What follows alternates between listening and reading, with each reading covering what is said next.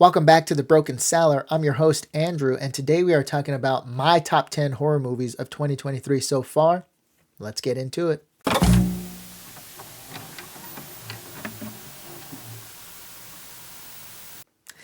All right, ladies and gents, we are back, and today we're talking about the top 10 horror movies of 2023, in my opinion.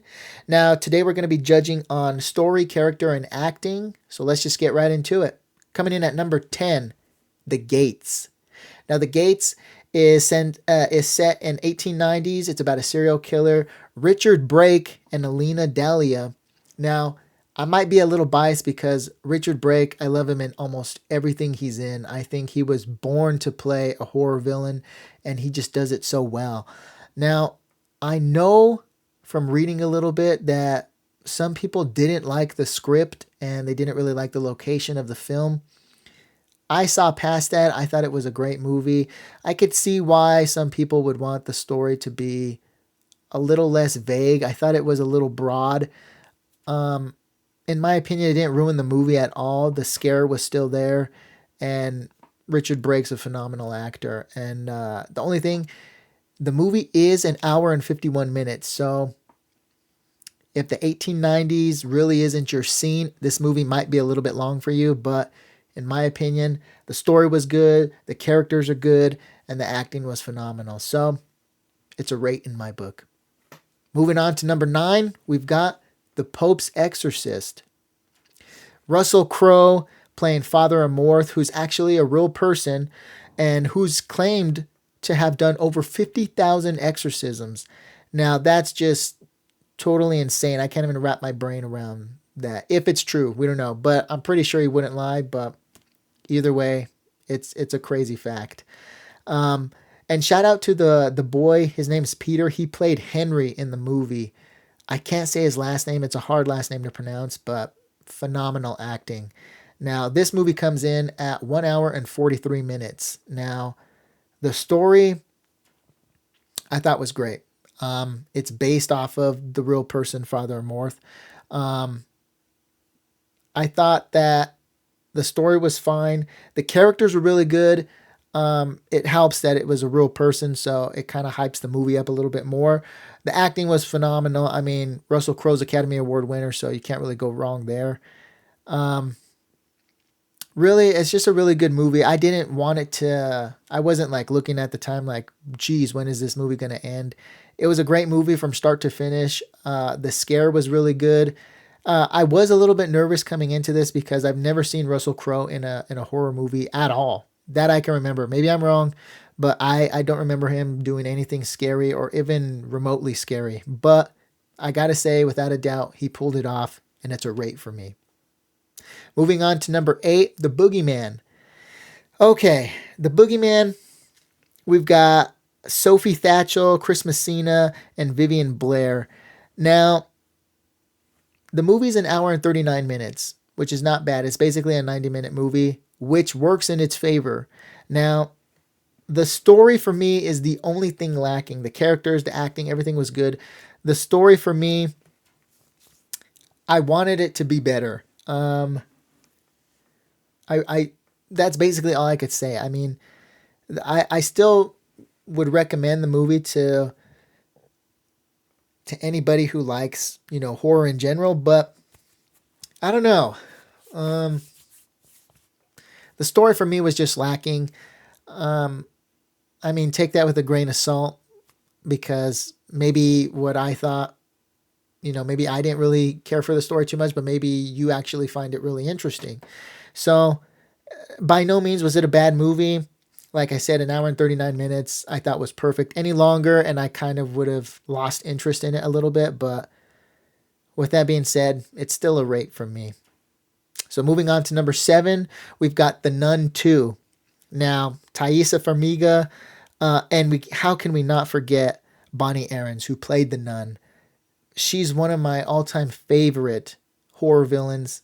I mean, if you've actually really seen a picture of her, she looks like she was born to... She's like basically like the female version of Richard Brake. I mean, they were basically born to play horror villains in some certain type of way. I mean, phenomenal acting.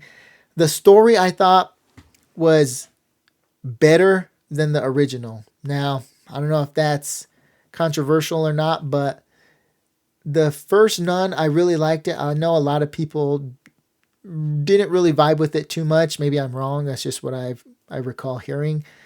But in my opinion, I really liked the Nun 2. Probably, dare I say it, I think I liked it better than the first. But the first one was awesome, and I'm glad how they really did, you know, bring the story from the first one into the second one.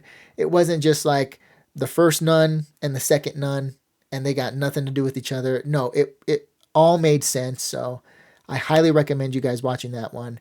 And how cool was it to see, the Farmiga sisters, in the same movie, even if it just was for a minute or two, but it was cool seeing Vera as Lorraine. And then, of course, Thaisa's in there. It's just cool seeing them both together. I don't know. It just it put a smile on my face, is all I can say. So, The Nun 2 comes in at an hour and 50 minutes. So, back to being another long movie. But like I said, the scare is there. The story's good. The characters, the acting, everything's phenomenal. And I really enjoyed it. And I wasn't, looking at the time or anything like that. It flies by. I mean, an hour and 50 minutes, basically a 2-hour movie, sounds long, but when it's this good, I promise you it flies by. So moving on to number 6, we've got Cobweb. Now, Cobweb, Lizzie Kaplan, we all know her from Mean Girls and of course, True Blood. But what I've never seen her in, like Russell Crowe, is anything scary or horror related. Now, when I seen the previews to this before I watched it, I was fascinated, but I was a little bit concerned because, like I said, I've never seen her in anything remotely scary. Now, Cobweb is not super scary, but it is exceptionally good. It has the scares in there. It's just not like horror related scares. I mean, it's more like jump scares, if that makes sense. I mean, what am I trying to say? It's suspense. I know that the word horror in film is loosely regarded because I feel a lot of scary movies, they're more like suspense. They're not really a lot of horror, I guess, in general. And Cobweb to me is kind of one of those suspense type thriller movies. There you go, thriller. Like I said, it's very good. The story is good. The characters are good. The acting is good. Co-starring along her is Anthony Starr and Woody Norman. Both really good. I was surprised by Lizzie Kaplan's performance because, like I said, she really doesn't play these type of roles very often, but seeing her in this type of role in the situations that the movie put her in was really refreshing, and she's moved up in my book, dare I say. So yeah, Cobweb number 6. Oh, and Cobweb is actually 1 hour and 28 minutes, which I thought was literally perfect for this movie because any longer or any shorter, it could have went a different way, but I think the length of this movie was literally perfect for what the movie was and what the story actually was. So it's a rate from me.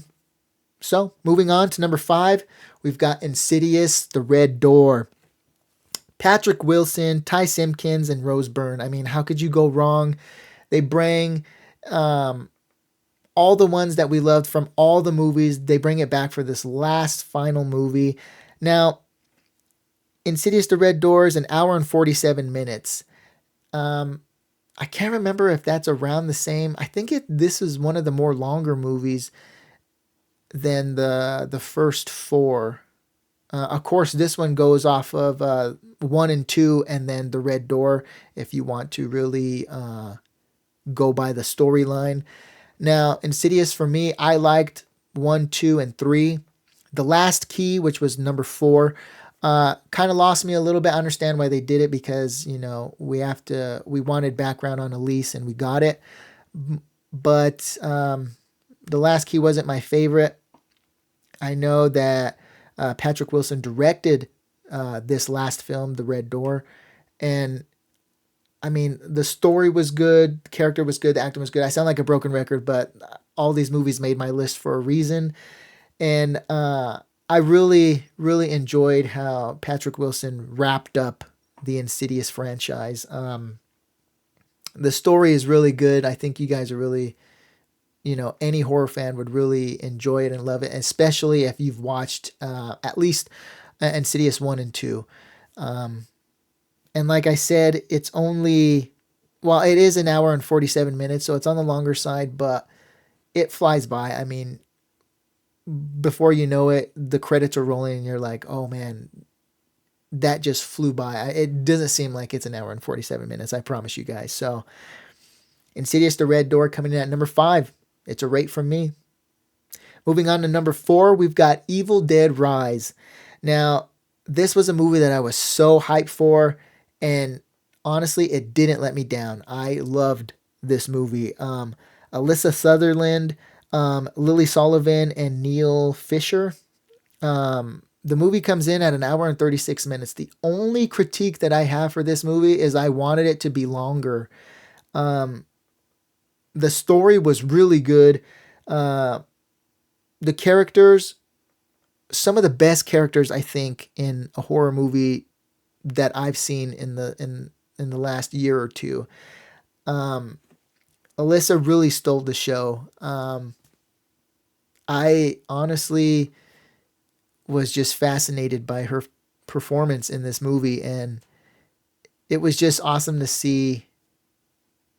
Based from, we've all seen the Evil Dead movies, and even the remake was really good. So coming into this, I had high expectations and it didn't let me down. Like I said, the only thing is I wanted the movie to be just a little bit longer, but understand why, they didn't. I thought the story fit perfectly. Still, I wanted the story to be longer. But yeah, characters, acting, everything was good. Um, I can't really say, anything bad about this movie. Like I said, the only thing that I wanted was a longer movie, but that's not even a critique. That's just me wanting more, me being selfish. But yeah, so Evil Dead coming in at number 4, and I think it's a rate from me, guys. Moving on to number 3. Number 3, we have Talk to Me. Now, it's on the list. I know that, it was released or it was made in 2022. I can't remember, but it was released in the US, I know, July 28th of 2023. So that's why it made the list. And yeah, I don't know exactly if it was a short horror film before they made it into a full feature film. I didn't really read too much about it because I didn't want to spoil anything. But Danny and Michael, I can't pronounce their last name. They're the directors of the movie. Um, Phenomenal. I mean, I don't know if these guys, I think they were YouTubers and they were like shooting stuff from their phone, and then this movie blew up. If this is the kind of movies that they're capable of making, I can't wait to see what they come out with next. I mean, anything even remotely close to this would be perfect. Now we've got Sophie Wilde and Miranda Otto in this movie. Both phenomenal actresses. The story, I really love this story. I mean, it was unique. It kind of was like a horror scenario that we all love, but they put their own unique twist on it that I think a lot of people won't see coming. But it's really good. The characters, I love the characters, but there were also some characters in this movie that I hated. I couldn't stand, but I always think to myself, if a movie makes you mad, if it makes you emotional, if it gets, you a little bit angry, that's what it is. That's a good movie. That's what it's supposed to do. If everything was just, kind of boring, or wouldn't be a good movie. So something like this, that it got me really hyped and it got me kind of angry at some points. I knew it was a good movie. So I could definitely recommend this one. And it comes in at only an hour and 35 minutes. So it's basically a 90-minute movie, and it flies by because the story is so damn good. And anybody who is a fan of this genre would definitely love to see this movie. If you haven't seen it already, recommended. It came in at number 3 for me. Moving on to number 2. We're getting down to it, guys. Number 2, we've got Saw X. Now, Tobin Bell. I mean, Shawnee Smith, two of the coolest characters in any horror film for me personally ever. Tobin Bell, as Jigsaw, one of my favorite characters ever. Billy, I love Billy. He's one of my favorite horror characters ever in any slasher movie or in any scary movie ever at all. So to see the story that they came up with is just it was beautiful. You know what I mean? I know in the Saw franchise, probably after the 5th movie for me, it might have seemed like it was kind of like them doing the same thing over and over again. There was really no changing directions. There was really nothing. I don't know if it got stale, but they needed something to kind of revive the whole franchise. And Saw X really did just that. It really helped the franchise not come back from the dead, but really, really, really hit the scene hard again and remind all of us, as horror fans, why we love Saw so much. And seeing Amanda there, it was just the icing on the cake. I mean, it was perfect. It was beautiful, something that I really wanted to love, and I ended up really enjoying it. So that's number 2 for me.